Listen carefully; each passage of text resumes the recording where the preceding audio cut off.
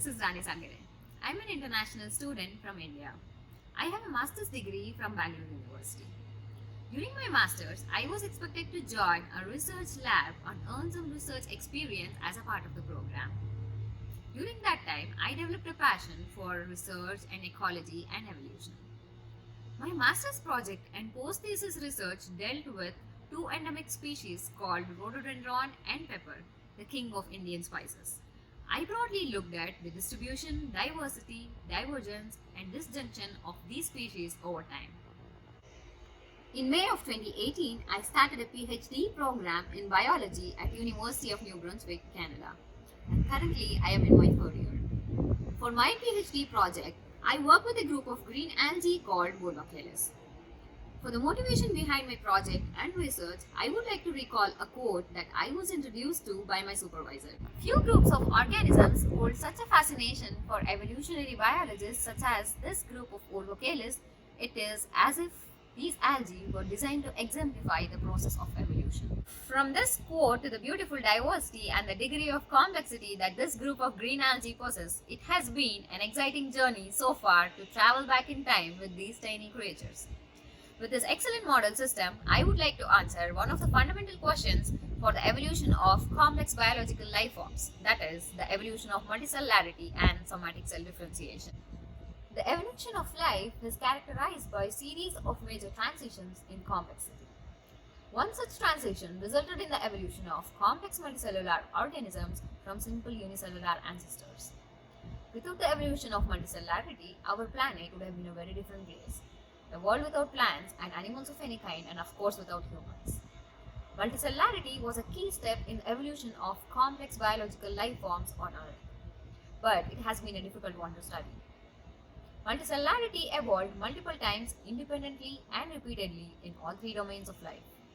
But complex multicellular bodies with multiple cell types evolved only in a handful of lineages. For example, green algae, red algae, brown algae, land plants, animals, and fungi.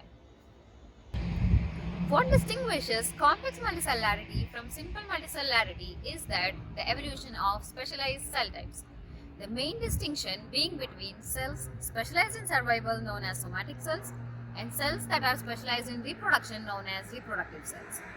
As with all other evolutionary phenomena, the evolution of multicellularity needs to be understood in terms of both its selective benefits, the why question, as well as its genetic mechanisms, the how question. The general goal of my research is to address several specific questions regarding both why and how simple multicellularity and somatic cell differentiation evolved. Like I previously mentioned, to do so, we use a group of green algae in the order Volvocalis that encompasses several simple and complex multicellular organisms with specialized somatic and germ cells. Within Volvocalis, the so-called Volvocene lineage includes species that are single-celled related to Chlamydomonas reinhardti, as well as several simple and complex multicellular species with unspecialized cells like Gonium and Eurorhina, species with somatic cells but no specialized reproductive cells such as in Pleidorhina, and species with terminally differentiated somatic and germ cells such as in Volvox carteri. I would like to share some of the questions that I hope to answer through my research. One of my projects addresses the genetic basis and fitness consequences of simple multicellularity in an experimentally evolved Chlamydomonas reinhardti strain. Generally, the benefits of multicellularity are understood in terms of advantages of larger body size to avoid predation. However, life history theory predicts that the advantages of larger body size in terms of survival can come with costs in other components of fitness, that is, reproduction and maintenance. Although mutations in the coding regions are known to be associated with multicellular phenotypes, the possibility that regulatory changes can also be involved in the evolution of simple multicellularity has not been addressed. Here, I would like to test two hypotheses. Early evolution of simple multicellularity is subjected to life history trade-offs. Evolution of multicellularity can also involve changes in gene expressions. Based on these hypotheses, the increased survival benefit provided by increased body size is paralleled by costs in reproduction and cell viability. Also, we expect that the transcriptomic analysis will reveal important insights into the genetic basis for the evolution of multicellularity. For this project, I will use an experimentally evolved Chlamydomonas reinhardii strain with its unicellular ancestor to compare their fitness in terms of reproduction and cell viability, as well as transcriptomic profiles.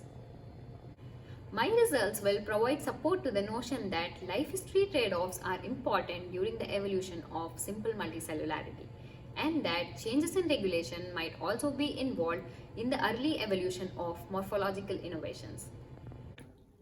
As mentioned earlier, in contrast to simple multicellularity, complex multicellularity requires the ability to express two fitness components, that is survival and reproduction between somatic and germ cells respectively. However, the mechanistic basis for the evolution of somatic cell differentiation is not well understood.